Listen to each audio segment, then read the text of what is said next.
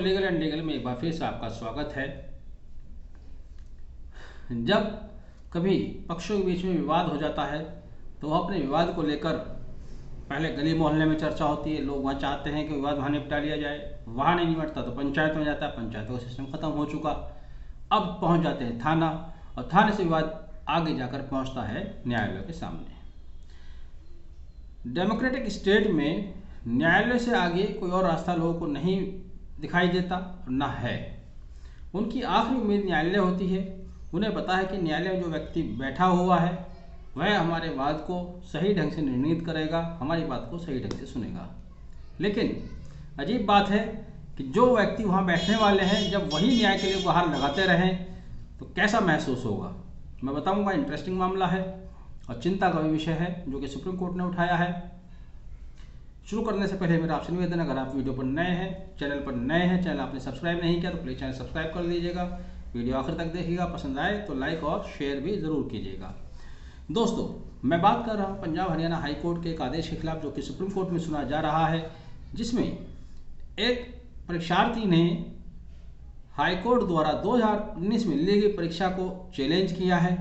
दरअसल वर्ष 2019 में पंजाब एवं हरियाणा हाई कोर्ट द्वारा जिला जजेस के सिलेक्शन के लिए जुडिशल सर्विसेज के लिए एग्ज़ाम कराया गया था, जिसमें पंजाब के लिए 9 जजेस का सिलेक्शन होना था और हरियाणा के लिए 11 डिस्ट्रिक्ट जजेस का सिलेक्शन होना था।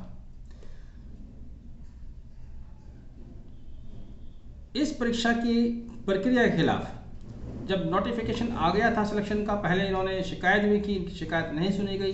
तब इन्होंने हाई कोर्ट में एक रिट दायर की। रिट दाखिल करने वाले एक एडवोकेट थे जो कि खुद एक परीक्षार्थी थे, हरकिरत सिंह गुमान। उन्होंने कहा कि ये परीक्षा सही ढंग से नहीं कराई गई, क्योंकि जिस समय परीक्षा चल रही थी तो उनका एक पेपर में कुछ क्वेश्चन शॉर्ट थे, 160 क्वेश्चन दिए गए, जबकि 40 क्वेश्चन और होने चाहिए थे, 200 क्वेश्चन होने चाहिए थे। आधा समय बीत चुका था, तब उनको एक सप्लीमेंट्री पेपर दिया गया, उसमें केवल 4 क्वेश्चन लाकर दिए गए। इस रिट को जब वे हाईकोर्ट के समक्ष लेकर गए, चूँकि हाईकोर्ट ने परीक्षा कराई थी, अब हमें नहीं मालूम क्यों, लेकिन हाई कोर्ट ने उनकी इस प्ली को मानने से इनकार कर दिया और हाई कोर्ट ने कहा कि हम रिजल्ट डिक्लेयर करेंगे, रिजल्ट डिक्लेयर करने जा रहे हैं इस पर शेड्यूल। तब हाई कोर्ट के इस निर्णय के विरुद्ध हरकिरत सिंह सुप्रीम कोर्ट आए। सुप्रीम कोर्ट के समक्ष जब ये मामला ला गया तो उन्होंने बहुत इस पर अपनी हैरत जाहिर की, बहुत आश्चर्य जाहिर किया और कहा कि आप हमें ये बताएं, हाई कोर्ट से पूछा कि आपने ये परीक्षा कराई है, आप हमें ये बताएं कि ये परीक्षा 3 दिन तक चली, 6 एग्ज़ाम हुए, 3 घंटे का एग्ज़ाम था और उसके बाद आपने 17 घंटे में रिजल्ट डिक्लेयर कर दिया। देखिए, परीक्षाओं पर सवाल पहले भी कई बार उठा है, लेकिन जिस तरह से सुप्रीम कोर्ट ने चीज़ों को उधेड़ा है एक तरह से, अगर उस फॉर्मूले को हर परीक्षा पर लगा दिया जाए तो आप देखेंगे करीब करीब सभी परीक्षाओं के परिणाम इसी तरह से सामने आएंगे। सुप्रीम कोर्ट ने एक कैलकुलेशन दी। सुप्रीम कोर्ट ने पूछा कि आप हमें बताएं कि कितने पेपर हुए और आपने 16 दिन में इतने सारे पेपर कैसे करेक्ट कर दिए, कितने कैंडिडेट इस परीक्षा में अपीयर हुए। सुप्रीम कोर्ट ने अपनी एक कैलकुलेशन दी कि मान लीजिए 600 परीक्षार्थी यहाँ आए जिन्होंने परीक्षा दी और 6 पेपर आपने कराए, यानी कि हो गए 2400 पेपर।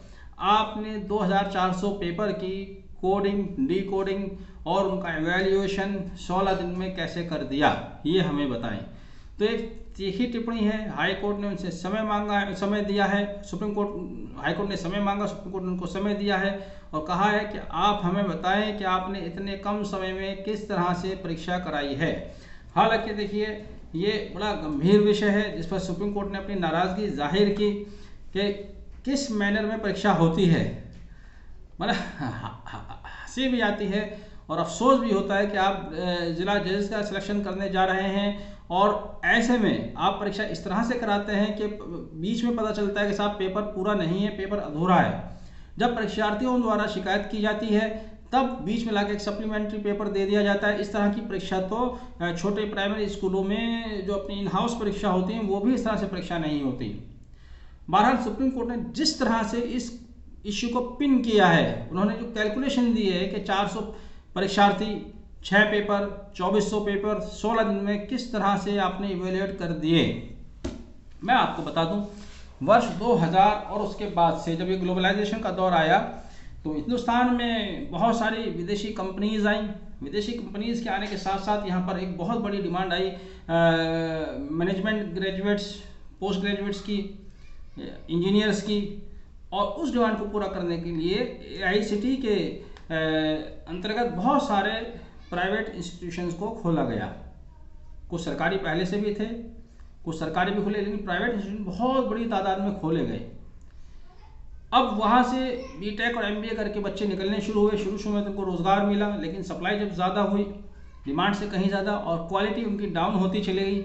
अब स्थिति ये है कि बहुत सारे मैनेजमेंट पोस्ट ग्रेजुएट MBA करने के बाद, यानी कि MBA करने के बाद, इंजीनियरिंग करने के बाद बेरोज़गार हैं, या उनको उस तरह का रोज़गार नहीं मिल पा रहा है जिस तरह की वो उम्मीदें रखते हैं। वो रोज़गार की अच्छे की उम्मीद रखते हैं, लेकिन जिस तरह की क्वालिटी उन्हें दी गई है वो उस लेवल पर खड़े नहीं उतरते। उसके पीछे एक बहुत बड़ा कारण उनका एग्जामिनेशन, उनका इवैल्यूएशन है। मैं इस बात को वहाँ से लिंक कर रहा हूँ। सुप्रीम कोर्ट ने केवल जुडिशियल सर्विसेज, वो भी हरियाणा और पंजाब की जो सिलेक्शन हुआ है उस पर सवाल उठाए हैं हरकिरत की याचिका पर। लेकिन मैं पूरे भारत में जिस तरह की परीक्षाएं हो रही हैं, चाहे वो इंजीनियरिंग की हैं, चाहे वो मैनेजमेंट की हैं, चाहे वो LLB की हैं, चाहे वो और ग्रेजुएशंस की हैं, सभी की कमोबेश स्थिति इससे ज़्यादा, इसी जैसी नहीं, इससे ज़्यादा बदतर है, बदतरीन स्थिति है। आप ये देखिए, जिस समय AICTE के कॉलेजेस के एग्ज़ाम ओवर होते हैं उसके चंद दिनों बाद 15 से 20 दिन या महीना भर में उनको रिजल्ट डिक्लेयर करना होता है, जहाँ 50,000 या लाखों में परीक्षार्थी होते हैं, और उनकी कॉपीज़ भी मल्टीप्लाई करके इसी तरह, जिस तरह से सुप्रीम कोर्ट ने कैलकुलेशन दी है, तो कई लाख में उनकी कॉपीज़ बैठती हैं। वहाँ भी कोडिंग, डिकोडिंग, ट्रांसपोर्टेशन होता है, और फिर वो 30 दिन के अंदर किस तरह से रिजल्ट डिक्लेयर कर देते हैं, इसका अनुभव मुझे है। एक बार मैं भी इवैल्यूएशन में रहा कानपुर, मेरे सामने एक पैकेट आया इवैल्यूएशन करने के लिए, जिसमें 40 परीक्षार्थियों की कॉपीज़ थी, जिनमें से केवल 8 बच्चे फेल हुए। 8 फेल हुए। मैंने कॉपी का बंडल सबमिट किया तो HE बोले, अरे भैया आपने क्या कर दिया, 8 बच्चे फेल। मैंने भाई मैं कहाँ से करूँ इनको पास, अभी पास हो ही नहीं रहे। नहीं, मैं कुछ नहीं कर सकता, मुझे जवाब देना होता है, आप इनको पास कीजिए। अब बताइए, इस तरह से ज़बरदस्ती से बच्चों को पास किया जाता है, ये एक सच्चाई है। जब आप ज़बरदस्ती से बच्चों को पास करेंगे और वो मेरिटोरियस नहीं होंगे, जिनको फेल होना था उनको आपने प्रमोट करके डिग्री देकर मार्केट में खड़ा कर दिया, अब उनको नौकरी कौन देगा। ये बात हुई एक अलग तमाम एकेडमिक सिस्टम की। लेकिन ये स्थिति हमारी जुडिशियल सर्विसेज में बनी हुई है। वहाँ पर भी एग्जामिनेशन फेयर नहीं होते, और इतने मेच्योर वे में होते हैं कि साहब एग्ज़ाम चलते चलते पता चला पेपर जो है वो अधूरा है। जब इन्होंने परीक्षार्थी ने मांगा, हरकिरत गुमनाम ने, तो उनको लाकर 4 क्वेश्चन का एक पेज अलग से दे दिया गया। बहरहाल इसमें अभी 27 जुलाई डेट फिक्स की गई है। सुप्रीम कोर्ट ने जो मैंने बताया वो हाई कोर्ट से मांगी है सूचना, कहा है कि अभी आप मेरिट बना सकते हैं लेकिन रिजल्ट डिक्लेयर नहीं करेंगे।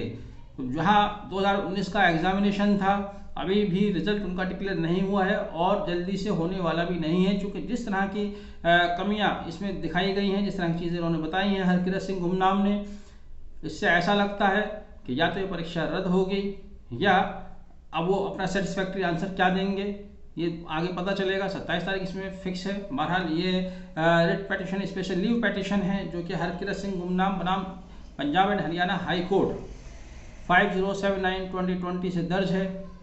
आपने वीडियो आखिर तक देखा, पसंद आया हो तो इसको लाइक और शेयर भी कीजिएगा। वीडियो आखिर तक देखने के लिए बहुत बहुत धन्यवाद। Thank you, have a nice day.